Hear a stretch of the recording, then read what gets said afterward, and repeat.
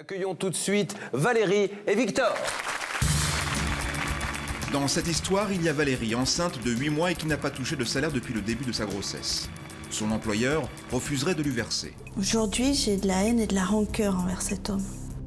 Nous allons avoir en ligne le directeur des ressources humaines de l'entreprise qui emploie Valérie. Monsieur, vous avez beaucoup de travail, mais il y a quand même une situation là d'urgence pour une femme enceinte qui attend un bébé et ils ont 1 000 € par mois pour vivre. Et ça fait 7 mois, elle est en train de pleurer sur le plateau et il va falloir l'évacuer du plateau maintenant, monsieur, parce qu'elle est en train de faire un malaise. Donc je sais que vous avez beaucoup de boulot, monsieur, mais je pense que pas au point de prendre 10 minutes de votre temps pour essayer de l'aider. L'affaire est délicate, pour sans aucun doute, elle commence tout de suite. Bonsoir Valérie, bonsoir Victor. Comment allez-vous? Ça va un peu stresser, mais... Vous ne faites rien en plateau, hein, attention. Bien, donc Valérie, vous l'avez compris, est enceinte, son compagnon est à côté d'elle et Valérie vit une véritable injustice. Je vous pose la question, qu'attendez-vous de l'émission sans aucun doute ce soir? Le paiement de mes salaires depuis le mois de novembre et un entretien avec le directeur de l'entreprise. Alors le reportage va bien expliquer évidemment à tous ceux qui nous regardent la situation, mais vous avez eu des grossesses difficiles. Donc du coup, par la suite, vous avez demandé, et à la demande d'ailleurs, je crois, de la médecine du travail, à être reclassé car vous ne pouviez plus avoir votre ancien boulot qui consistait en quoi? C'était les bavurages, c'était en usine. On est bien d'accord, hein, pour que la situation soit claire pour nos téléspectateurs, que vous ne faites pas, comme l'on dit, la chochotte. Hein, vous ne pouvez pas travailler tel quel au poste que vous avez habituellement. Tout à fait. Pourquoi vous ne pouvez pas? Parce que d'abord c'est très dur et puis les horaires sont en 3-8, c'est très dur aussi. Et la médecine du travail de toute façon, a voulu me protéger. Financièrement, c'est difficile pour vous deux aujourd'hui? Ah ben oui, en plus, donc le bébé arrive dans 3 semaines. Depuis combien de temps n'avez-vous pas été payé? Depuis le mois de novembre. Puis-je vous demander combien vous gagnez dans cette entreprise? Environ 1 000 € par mois. Et vous, monsieur? Quasiment le même salaire. Donc vous ne vivez qu'avec votre salaire aujourd'hui? Bien. Nous allons regarder ce reportage et par la suite, à l'aide de nos avocats, Maître de Caumont et de notre spécialiste travail, Loïc Squarnec, essayer de téléphoner pour avoir des explications et obtenir quelque chose pour ce couple. Christelle Larbanex mène l'enquête. Regardez attentivement. C'est inadmissible et scandaleux que ce monsieur nous laisse dans cette situation-là. Aujourd'hui, j'ai de la haine et de la rancœur envers cet homme. Ce couple est aujourd'hui à bout de souffle moralement et financièrement. Valérie, enceinte de 8 mois, son compagnon Victor et leur petit garçon de 10 ans vivent avec moins de 1 000 € par mois. Pourtant, ce couple devrait vivre normalement. Mais voilà, l'employeur de Valérie ne lui paye plus ses salaires depuis 6 mois. Ma situation financière est vraiment très difficile. Un seul salaire par mois, c'est vraiment très très dur. On est à 1 mois d'accueillir notre petite fille. Et c'est vrai qu'on voudrait l'accueillir dans de bonnes conditions et pour l'instant, c'est pas le cas et je me bats et c'est pas le cas. C'est vraiment pas le cas. Pour comprendre l'histoire de ce jeune couple, il faut revenir quelques mois en arrière. Février 2004, Victor et Valérie travaillent tous deux comme ouvriers dans la même usine de pièces détachées de voitures. Le travail de la jeune femme consiste à vérifier les pièces. Les horaires sont difficiles puisque Valérie travaille de jour et de nuit. En février 2004, la jeune femme tombe enceinte. Ayant déjà fait une fausse couche, la médecine du travail lui déconseille le travail de nuit. Valérie prend donc rendez-vous avec le responsable des ressources humaines pour l'informer de la situation. Ils m'ont dit oui, mais ça nous pose un problème pour l'organisation du travail. Le travail à la journée, on ne peut pas vous le proposer. On peut vous proposer que les 2-8, c'est-à-dire 5h, 13h, 13h, 21h. Et c'est la seule chose qu'ils ont pu me proposer. La jeune femme ne travaille plus de nuit, elle continue néanmoins à se lever à 4h du matin et à porter des caisses de pièces détachées de plusieurs kilos. Mais il y a pire. 8 heures par jour, elle respire la fumée des produits toxiques utilisés dans l'usine. Vous rentrez dans l'atelier, c'est suffocant. L'odeur est suffocante et les produits chimiques, ils sont là partout. Vous êtes exposé, ça vous mange les gants, ça passe à travers les gants, ça vous fait des plaques rouges et c'est nocif. On ne peut pas dire que ce ne soit pas nocif. Valérie est fatiguée, mais financièrement, elle ne peut pas se permettre d'arrêter son travail. Ce 29 avril 2004, comme chaque jour, elle se lève et part à l'usine. Elle est loin de se douter du drame qui va se jouer quelques heures plus tard. En fin d'après-midi, j'ai été aux toilettes et je me suis rendu compte que je perdais du sang. Il devait être 16h. Et donc j'ai paniqué. Et la première chose à laquelle j'ai pensé, je dis ça y est, ça recommence, je refais une fausse couche. Et là, je me suis effondrée. C'est une collègue de Valérie qui va la soutenir et l'asseoir sur une chaise. Les secours sont appelés. Ce jour-là, aussi incompréhensible que cela puisse paraître, ni les pompiers, ni le SAMU, ni même un médecin n'acceptera de se déplacer. Les clés de l'infirmerie de l'usine ont quant à elles mystérieusement disparu. Ce n'est que 45 minutes plus tard qu'une ambulance privée arrive enfin. La jeune femme est transportée en ambulance à l'hôpital, mais il est trop tard, Valérie a perdu son bébé. Moi, j'étais vraiment très très mal, j'étais vraiment en dessous de tout. Alors, j'ai pris des cachets, des anxiolytiques pour essayer de remonter la pente, mais ça n'a pas été facile. Et même des fois, quand j'y repense, c'est là. Une enquête administrative va être effectuée par le comité d'hygiène et de sécurité de l'entreprise. 2 mois plus tard, Valérie tombe de nouveau enceinte. Quand elle passe une visite pour réintégrer son poste, la médecine du travail la déclare apte à reprendre une activité, mais à un autre poste que celui qu'elle occupait précédemment. Elle ne doit en aucun cas être exposée à l'émanation des fumées des produits toxiques. Pour le médecin, il était hors de question que je reprenne mon ancien poste. Le 13 décembre 2004, la médecine du travail adresse un courrier à l'employeur de Valérie en lui demandant de reclasser la jeune femme à un poste administratif. Sa réponse ne se fait pas attendre, il se dit dans l'impossibilité de reclasser la jeune femme. Aucun poste administratif ne serait disponible. J'étais prête à reprendre mon travail, bien sûr avec des horaires adaptés ou un nouveau poste, donc un reclassement. Et mon employeur me disait non, il n'y a rien pour vous. On vous laisse comme ça dans la nature. La jeune femme refuse de prendre le moindre risque pour son bébé. Son compagnon va tenter un dialogue avec le responsable des ressources humaines. Ce sera peine perdue. Quand Valérie reçoit son bulletin de paie du mois de décembre, c'est une deuxième mauvaise nouvelle qui l'attend. Sa fiche de paie est à 0. Alors quand on téléphone et que le secrétariat vous dit ah, mais c'est comme ça, et puis ça sera comme ça jusqu'à la fin, puisqu'il n'y a pas de reclassement, c'est un peu le ciel qui s'effondre quelque part. On se dit mais on ne comprend pas.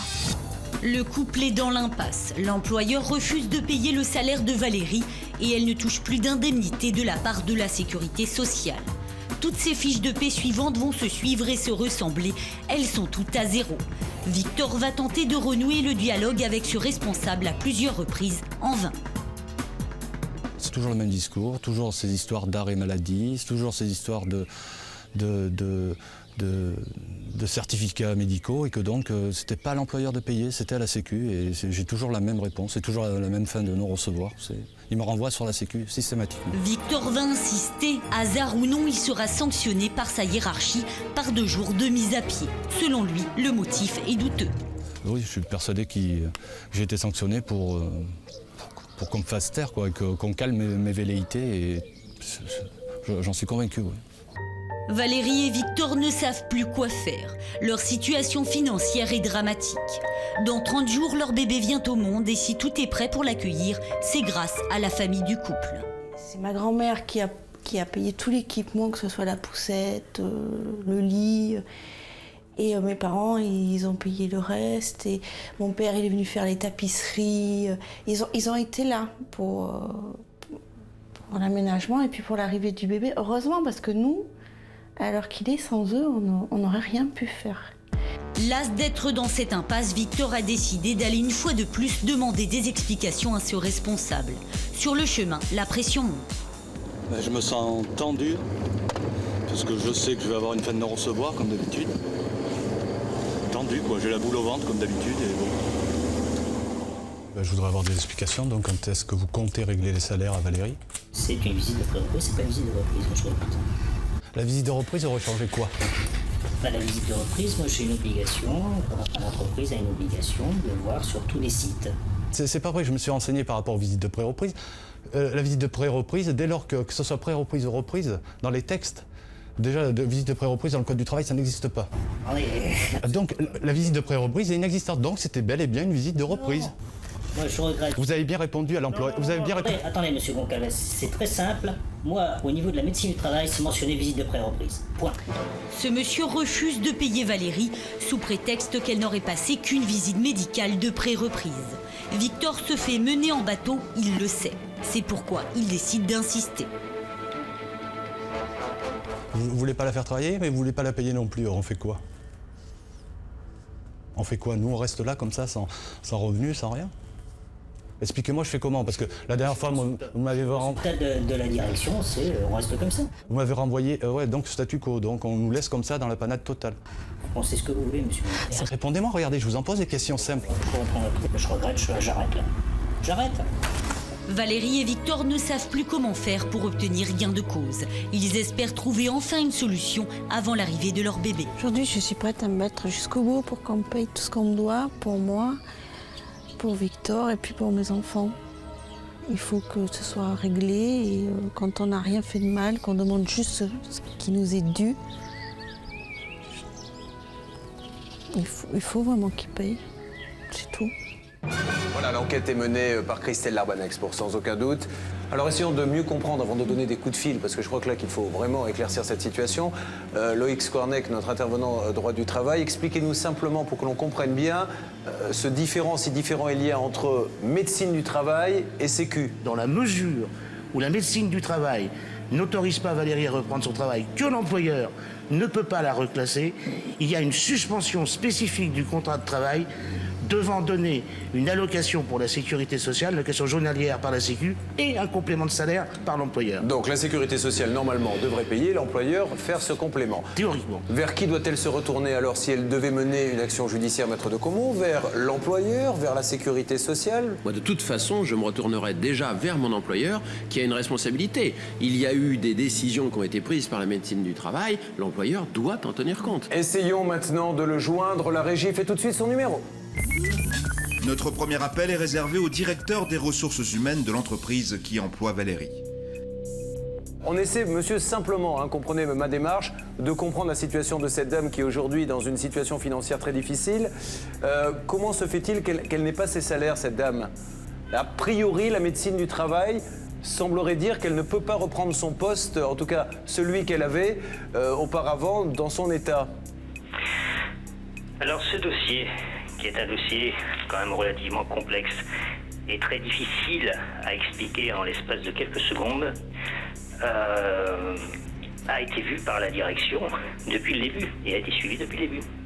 Donc ce qui est dû à cette personne a été donné. Depuis le mois de novembre, apparemment, elle n'a rien touché. C'est une procédure en droit du travail. Donc là, depuis le mois de novembre, c'est vrai qu'il n'y a pas eu de demande de reclassement. Il n'y a pas eu de demande de reclassement? Non. Ah, là, je suis un petit peu étonné. J'ai à mes côtés Loïc Skornek, notre consultant droit du travail, qui semble avoir des documents sous les yeux. Bonjour monsieur. Oui, bonjour. Écoutez, c'est très étonnant votre réponse, parce que j'ai d'abord une lettre du 13 décembre du docteur de médecine du travail qui a vu Valérie et qui, très clairement, fait comprendre qu'il faut trouver une solution pour la reclasser. Vous-même, monsieur, dans une lettre du 13 décembre, c'est-à-dire que le jour même, sans qu'aucune recherche sans doute a dû être faite, vous affirmez ne pas pouvoir la reclasser. Donc il y a bien eu demande de reclassement. D'autre part, monsieur, vous savez qu'elle était enceinte et que de ce fait, elle bénéficie de la disposition de l'ordonnance de 2001. Alors, monsieur, simplement, est-ce que vous, parce que c'est ça le débat, vous pensez qu'elle est capable de reprendre son emploi dans son état ou vous pensez qu'elle n'est pas capable de le reprendre? Écoutez, ce que je vais faire, je vais en référer à la direction et nous allons voir ce que l'on peut prendre comme décision. Cette dame, admettons, demain elle revient, elle travaille à son poste, il arrive un pépin. Vous savez qu'elle a déjà fait des fausses couches, vous savez qu'elle a eu des grossesses difficiles. Il arrive un pépin, monsieur. Vous vous rendez compte de la gravité des faits? Je pense pas que ça soit son intérêt ni le vôtre. De toute façon, quand elle recommencera son travail, c'est sûr que ça sera suivant les mentions faites par la médecine du travail. Ben justement, la médecine du travail a écrit qu'il fallait un poste adapté, donc pourquoi on ne lui donne pas? J'ai répondu en ce sens à la médecine du travail. Non mais c'est pas la médecine du travail qu'il faut répondre, c'est à cette dame, dans la mesure. Aujourd'hui, quelle est pour vous la meilleure solution, monsieur? Qu'est-ce qui est pour vous la meilleure des solutions? La meilleure des solutions, c'est que j'en réfère à la direction et qu'on voie ce que l'on peut faire. Oui, enfin monsieur, sachez qu'ils n'ont plus un centime, vous savez combien gagne monsieur, Vous savez que madame n'a plus d'argent depuis novembre, il y a un bébé qui arrive, je ne sais pas comment elles vont faire pour s'en sortir. Maître Nakovic. Oui, bonjour monsieur. Alors, sachez que tout employeur est tenu absolument de suivre les indications de la médecine du travail. Et s'il ne le fait pas, à ce moment-là, il peut être pénalement réprimé. Attention, écoutez bien la médecine du travail, monsieur, c'est très grave. Bernard Sabat.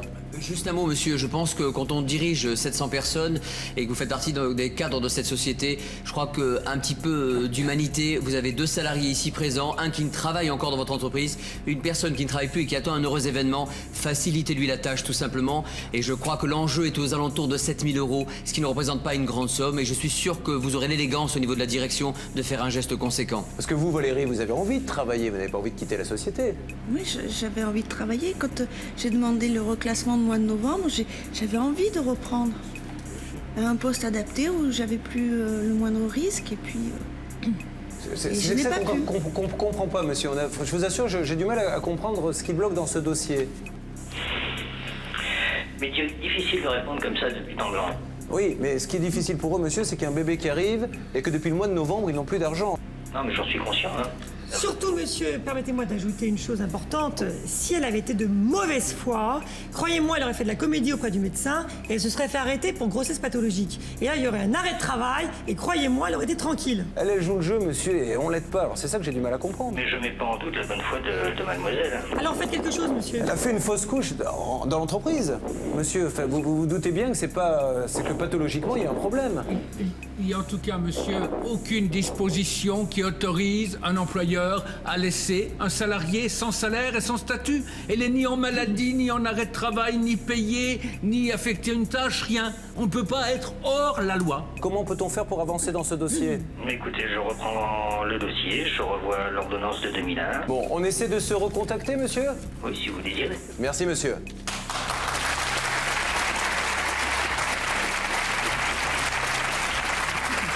Moi, ce qui me paraît complètement incroyable, c'est qu'en plus, ce monsieur ne conteste pas les faits, mais qui semble dire « Ah oui, tiens, il faudrait que je revoie, effectivement, au vu de ce que vous me dites, il y a peut-être quelque chose à faire. » C'est assez stupéfiant parce que vous avez en face de vous, Julien, le directeur des ressources humaines d'une société qui emploie 700 personnes. C'est pas un amateur, c'est quelqu'un qui fait ça à longueur de journée. Et vous êtes en train de lui parler, Loïc Swarneck lui a parlé de l'ordonnance de 2001, et comme vous le dites très bien, il dit « Bon, peut-être falloir que je la lise, cette ordonnance. Hein, il va falloir que je me la rappelle un petit peu. » On a le sentiment que c'est un peu vraiment le pot de terre contre le pot de fer, et qu'à partir du moment où on lui met le droit sous le nez, il se dit il va peut-être falloir quand même que je réfléchisse. Nous essayons maintenant de joindre le président directeur général de cette société, mais il est difficile de lui parler. Vous avez peut-être une possibilité de le joindre sur un portable? Non, mais je pense que Non. Est-ce que vous avez eu dans ces entreprises... Oui, non, monsieur, si je me permets de l'appeler, c'est parce que justement, là, ça fait maintenant 35 minutes qu'on est en train de faire l'émission de télé. Donc, si vous pouviez l'appeler sur son portable vous-même et lui donner le numéro que je vais vous donner, parce que ça serait idiot, je ne veux pas que l'on dise après qu'il n'ait pas eu la possibilité de s'exprimer dans ce dossier. Quelques heures plus tard, le directeur des ressources humaines de l'entreprise nous rappelle. Alors, j'ai ressorti le dossier. Ce que je peux rajouter, ce qui était dit ce matin, c'est que depuis le début, nous sommes en relation constante avec l'inspecteur du travail sur ce dossier. D'accord. Et il y a peut-être un élément que vous n'avez pas, c'est qu'il n'y a jamais eu de visite de reprise. Mais, encore une fois, excusez-moi, je suis peut-être idiot, hein, c'est une possibilité qu'il faut prendre en compte, mais encore, voilà, cette dame, elle est malade, d'accord? Elle a un problème, etc., elle ne vient plus travailler. Vous nous dites qu'il faut une visite de reprise. Qui doit demander cette visite de reprise? Est-ce que c'est elle qui doit prendre son téléphone et dire « Je voudrais faire une visite de reprise pour pouvoir retravailler » ou est-ce que c'est l'employeur qui dit « Madame, vu que vous avez eu ça, ça et ça, telle pathologie, il nous faut faire une visite de reprise avant de savoir si on peut vous reprendre ». Qui doit le faire? C'est une question. Oui, c'est une bonne question, mais moi le temps... Monsieur, c'est vous qui êtes le responsable des ressources humaines, c'est pas moi, monsieur. Je vous explique, tant que je reçois, moi, des avis médicaux d'arrêt de travail... Oui. Bon, alors, d'accord, oublions la reprise. Donc, mais dites-moi maintenant pourquoi cette dame n'est pas payée. C'est tout ce que je vous demande. Expliquez-moi ce qui se passe dans ce dossier. Je ne comprends pas pourquoi cette dame ne touche pas ses salaires. Mais je vais pas rentrer quand même dans le détail de la vie privée. Mais c'est pas le détail, monsieur, de la vie privée. Elle est là, elle est sur un plateau de télé, monsieur. Il y a des millions de gens qui la regardent. Vous pensez qu'elle en est là? Expliquez-lui le problème. Expliquez-nous-le. Moi, ce que vous ne le connaissiez pas, ayez l'honnêteté de nous dire, monsieur, moi-même, je ne connais pas ce dossier. Les négociations s'annoncent difficiles. Le directeur des ressources humaines de l'entreprise semble vouloir gagner du temps. Elle est en train de pleurer sur le plateau et il va falloir l'évacuer du plateau maintenant, monsieur, parce qu'elle est en train de faire un malaise. Donc je sais que vous avez beaucoup de boulot, monsieur, mais je pense que pas au point de prendre 10 minutes de votre temps pour essayer de l'aider. Sur le plateau, Julien Courbet et son équipe vont tout tenter pour placer ce directeur devant ses responsabilités. On suivra le dossier, il faut qu'on soit clair là-dessus. Valérie va-t-elle obtenir gain de cause? La suite de Sans aucun doute, dans un instant. Il y a quelques instants, nous recevions Valérie et Victor. Valérie, enceinte de 8 mois, n'a pas touché de salaire depuis le début de sa grossesse. Son employeur refuserait de lui verser. Nous sommes en ligne avec le directeur des ressources humaines de l'entreprise qui emploie Valérie. L'affaire est délicate, voici la suite, de Sans aucun doute. Alors, j'ai ressorti le dossier. Ce que je peux rajouter, ce qui a été dit ce matin, c'est que depuis le début, nous sommes en relation constante avec l'inspecteur du travail sur ce dossier. D'accord. Et il y a peut-être un élément que vous n'avez pas, c'est qu'il n'y a jamais eu de visite de reprise. Mais, encore une fois, excusez-moi, je suis peut-être idiot, c'est une possibilité qu'il faut prendre en compte, mais voilà, cette dame, elle est malade, d'accord ? Elle a un problème, etc., elle ne vient plus travailler. Vous nous dites qu'il faut une visite de reprise. Qui doit demander cette visite de reprise? Est-ce que c'est elle qui doit prendre son téléphone et dire « je voudrais faire une visite de reprise pour pouvoir retravailler » ou est-ce que c'est l'employeur qui dit « madame, vu que vous avez eu ça, ça et ça, telle pathologie, il nous faut faire une visite de reprise avant de savoir si on peut vous reprendre ». Qui doit le faire? C'est une question. Oui, c'est une bonne question, mais moi, le temps... Monsieur, c'est vous qui êtes le responsable des ressources humaines, c'est pas moi, monsieur. Je vous explique, tant que je reçois, moi, des avis médicaux d'arrêt de travail... Oui. Bon, alors, d'accord, oublions la reprise. Donc, mais dites-moi maintenant pourquoi cette dame n'est pas payée. C'est tout ce que je vous demande. Expliquez-moi ce qui se passe dans ce dossier. Je ne comprends pas pourquoi cette dame ne touche pas ses salaires. Je ne vais pas rentrer quand même dans le détail de la vie privée. Mais c'est pas le détail, monsieur, de la vie privée. Elle est là, elle est sur un plateau de télé, monsieur. Il y a des millions de gens qui la regardent. Vous pensez qu'elle en est là? Expliquez-lui le problème, expliquez-nous-le. Moi, ce que vous ne le connaissiez pas, ayez l'honnêteté de nous dire, monsieur, moi-même, je ne connais pas ce dossier. Si, je connais le dossier. Alors dites-moi pourquoi elle n'est pas payée, monsieur. Expliquez-nous-le, s'il vous plaît. Si il est démontré que l'entreprise doit verser quelque chose, il n'y aura pas de problème en ce sens. Le directeur des ressources humaines revient sur plusieurs points juridiques dont, selon lui, dépendrait le sort de Valérie. Je crois qu'il y a un vrai problème, effectivement, juridique. Monsieur a des arguments, ils sont tout à fait respectables. Maître Michel. Oui, simplement, monsieur, je voudrais qu'on vienne à du bon sens. Quelle que soit sa situation de demain, qui est claire, elle est enceinte, elle est protégée par le régime des femmes enceintes. Pour la période qui sépare novembre à aujourd'hui, c'est-à-dire les mois pour lesquels elle n'a pas été payée, ce qui ne lui permet pas de vivre. La question qui se pose est de savoir, est-ce que c'est la sécurité sociale ou vous qui doit payer? Ben moi, je vous propose une chose. Vous avancez, vous payez 7 mois de salaire, je pense qu'à 1 000 € par mois, votre société peut le faire. Et ensuite, laissez-moi terminer, s'il apparaît que c'est la sécurité sociale qui devait régler, vous serez subrogé, vous serez remboursé. Mais au moins, faites l'avance. C'est une salariée qui l'a depuis des années, qui est enceinte. Alors, il faut savoir que j'avais aussi dirigé ces 2 personnes vers des services sociaux, etc. Et qu'au niveau de la CPM, ils ont eu une indemnité. Non, c'est pas une indemnité, c'est un secours d'urgence. Monsieur, pourquoi d'accord, vous les avez aiguillés vers des services, enfin d'accord, mais... Assumez déjà vos responsabilités à vous, monsieur. Je comprends pas qu'on aille chercher toujours des paravents à droite et à gauche. C'est scandaleux ce que vous dites, monsieur. C'est-à-dire qu'aujourd'hui, vous avez une employée qui a fait une fausse couche à la société, qui peut plus travailler, qui ne touche pas son argent et... J'ai envie de vous dire, grand seigneur, vous l'envoyez vers les services sociaux pour qu'on lui donne des tickets de nourriture. Non, c'était bien avant qu'elle n'ait plus ses indemnités. Le ton de la conversation jusqu'à maintenant conciliant devient plus cassant. Notre directeur des ressources humaines s'impatiente. Il voudrait conclure, mais le problème de Valérie reste sans solution.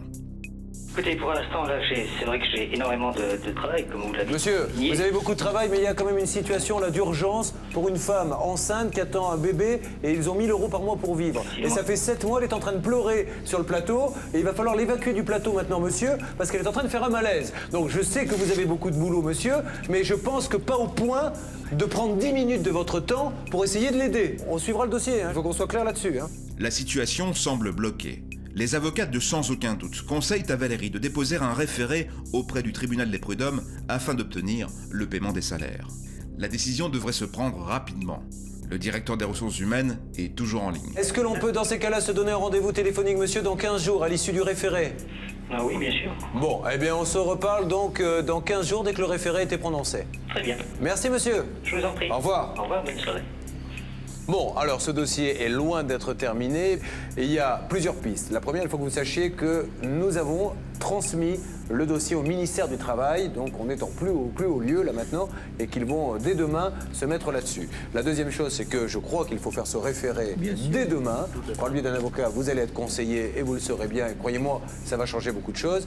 Dans le cadre de votre association dont on rappelle les coordonnées, puisque Loïc aide ceux qui ont des problèmes de droit du travail, les coordonnées s'affichent maintenant sur votre écran, bien évidemment vous encadrerez Alors de ces toute personnes. façon, j'ai pris l'engagement vis-à-vis de ces personnes de les accompagner et de faire ce qu'il faut auprès de l'employeur, auprès de la sécurité sociale, leur donner les conseils et les interventions qu'on pourra faire. Madame, vous avez vraiment l'air abattue et fatiguée surtout par toutes ces histoires, hein, c'est surtout celle. La grossesse certes, mais tout le reste. Hein. Je voudrais tourner la page. Vous avez ras-le-bol de vous battre, vous avez autre chose à faire que... Oui, tout à fait. Ouais. Allez, on va laisser tranquille maintenant cette dame et ce monsieur. Ils ont besoin de repos et de calme. On est là, ne vous inquiétez pas. Merci de nous faire confiance. Les téléspectateurs vont très rapidement avoir du nouveau. On les raccompagne, on les applaudit. Merci pour eux.